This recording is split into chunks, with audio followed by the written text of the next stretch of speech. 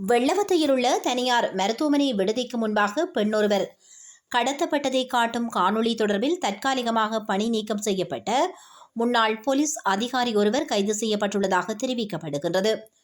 கடந்த சனிக்கிழமை நடந்த இந்த கடத்தல் சம்பவத்தில் அந்த பெண் போலீஸ் சீருடையில் இருந்த ஒருவர் உட்பட 2 நபர்களால் வலுக்கட்டாயமாக அழைத்துச் செல்லப்பட்டதாக விசாரணைகளில் தெரியவந்துள்ளது. மேலும் இந்த சம்பவம் தொடர்பாக வெள்ளவத்தை போலீசார் விரிவான விசாரணைகளை தொடங்கியுள்ளதாக தெரிவிக்கப்படுகின்றது. கடத்தல் தொடர்பான ஆரம்ப விசாரணையில் கைது செய்யப்பட்ட சந்தேக நபர் கல்கிசை நீதவான் நீதிமன்றத்தில் முன்னிலைப்படுத்தப்பட உள்ளதாக தெரிவிக்கப்படுகின்றது.